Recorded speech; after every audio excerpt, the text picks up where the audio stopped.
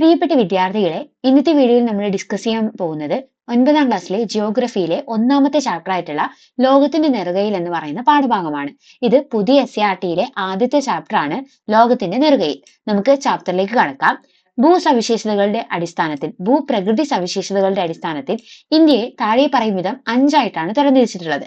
ഒന്ന് ഉത്തരപർവ്വത മേഖല, മറ്റൊന്ന് ഉത്തരേന്ത്യൻ സമതലം, ഉപദ്വീപീയ പീഠഭൂമി, ഇന്ത്യൻ മരുഭൂമി, തീരസമതലങ്ങളും ദ്വീപുകളും എന്നിങ്ങനെ 5 ആയിട്ട് തരംതിരിച്ചിട്ടുണ്ട്.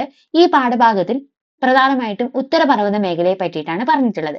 ബാക്കിയുള്ള പാഠഭാഗങ്ങളിൽ ഓരോ ഭൂസവിശേഷതകളെ പറ്റിയിട്ടും ഭൂപ്രകൃതി വിഭാഗത്തെ പറ്റിയിട്ടും വ്യക്തമായിട്ട് പറഞ്ഞിട്ടുണ്ട്.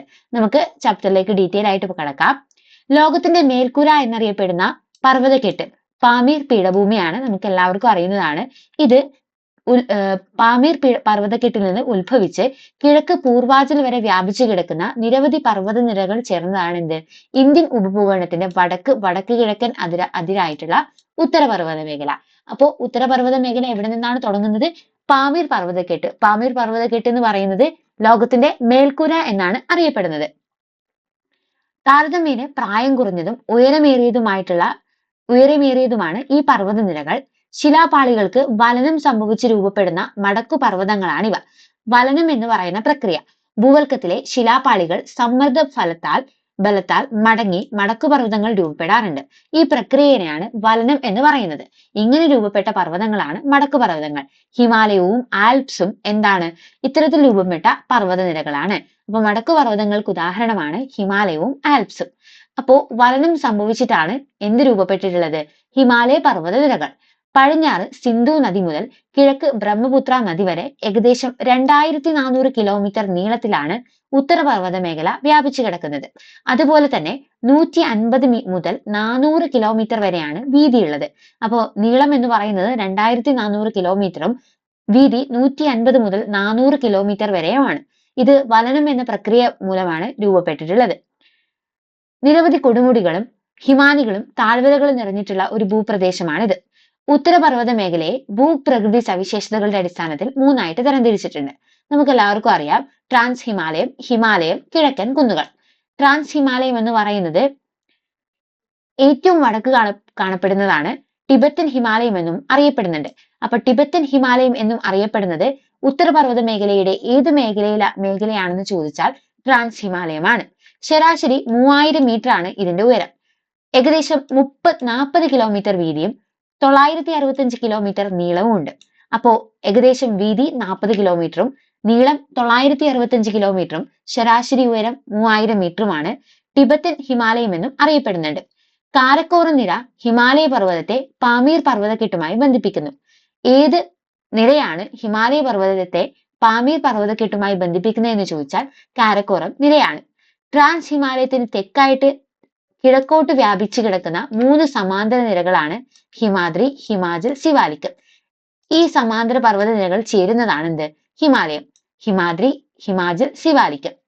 ഹിമാലയ നിരകളിൽ ഏറ്റവും തെക്കായുള്ളതും ഗംഗാ സമതലത്തിന് അതിരായി നിലകൊള്ളുന്നതുമായിട്ടുള്ള സിവാലിക് നിരയ്ക്ക് ഏകദേശം 60 മുതൽ 150 കിലോമീറ്റർ വരെയാണ് നീളം. അപ്പോ ഏറ്റവും തെക്കാണ് ഹിമാലയ പർവ്വത നിരകളിൽ ഏറ്റവും തെക്കാണ് സിവാലിക് ഉള്ളത്. അത് ഗംഗാ സമതലത്തിന് അതിർത്തിയായിട്ടാണ് സ്ഥിതി ചെയ്യുന്നത്. ഇത് 60 മുതൽ 150 കിലോമീറ്റർ വരെയാണ് വീതി. ഹിമാലയത്തിന്റെ ഏറ്റവും പുറമെയുള്ള ഭാഗമായതിനാൽ നമ്മുടെ സിവാലിക് നിരയെ ഔട്ടർ ഹിമാലയം എന്നും വിളിക്കുന്നുണ്ട്. അപ്പോൾ ഔട്ടർ ഹിമാലയം എന്നറിയപ്പെടുന്ന നിര സിവാലിക് നിരയാണ്. സിവാലിക്കിന് വടക്കായിട്ട് സമുദ്രനിരപ്പിൽ നിന്ന് 3500 മുതൽ 4500 മീറ്റർ വരെ ശരാശരി ഉയരമുള്ള പർവ്വത നിരയാണ് ഹിമാചൽ. അപ്പൊ സിവാലിക് ആണെന്ത്? ഔട്ടർ ഹിമാലയം. അതിന് വടക്കായിട്ട് 3500 മീറ്റർ മുതൽ 4500 മീറ്റർ വരെ ശരാശരി ഉയരമുള്ള പർവ്വത നിരയാണെന്ത്? ഹിമാചൽ. അപ്പൊ ഇതിന്റെ മറ്റൊരു പേരാണ് ലെസ്സർ ഹിമാലയം. അപ്പൊ ഔട്ടർ ഹിമാലയം, അത് കഴിഞ്ഞ് ലെസ്സർ ഹിമാലയമാണ്. ഇതിന് 60 മുതൽ 80 കിലോമീറ്റർ വരെയാണ് വീതി. ഇനി അടുത്തത് ഗ്രേറ്റർ ഹിമാലയം എന്നും ഇന്നർ ഹിമാലയം എന്നും അറിയപ്പെടുന്ന നിരയാണെന്ത്? ഹിമാദ്രി. ഗ്രേറ്റർ ഹിമാലയം എന്നും ഇന്നർ ഹിമാലയം എന്നും അറിയപ്പെടുന്ന നിരയാണ് ഹിമാദ്രി. സമുദ്രനിരപ്പിൽ നിന്ന് 6100 മീറ്ററിന് മുകളിൽ ഉയരമുള്ള പർവ്വത നിരയാണിത്. ഏകദേശം 25 കിലോമീറ്റർ ആണ് ഇതിന്റെ വീതി. മഞ്ഞു മൂടപ്പെട്ട പർവ്വതങ്ങളാണിവ. ലോകത്തിലെ ഉയരമേറിയ മിക്ക കൊടുമുടികളും കാണപ്പെടുന്നത് ഈ നിരയിലാണ്. അപ്പൊ മൂന്ന് നിരകളാണ് നമ്മൾ പഠിച്ചത്. ഔട്ടർ ഹിമാലയം, ലെസർ ഹിമാലയം, ഗ്രേറ്റർ ഹിമാലയം, ഇന്നർ ഹിമാലയം. ഇത് എന്തിന്റെ ഭാഗമാണ്? ഹിമാലയത്തിനെ മൂന്നായിട്ട് തരംതിരിച്ചിട്ടുള്ളതാണ് ഇത് മൂന്നും. അടുത്തത് ഇത്രയും കാര്യങ്ങളാണ് ഇന്നത്തെ വീഡിയോയിൽ നമ്മൾ ഡിസ്കസ് ചെയ്യുന്നത്. അടുത്ത വീഡിയോയിൽ നമുക്ക് ഹിമാലയത്തിന്റെ പിറവി എങ്ങനെയാണെന്ന് നോക്കാം.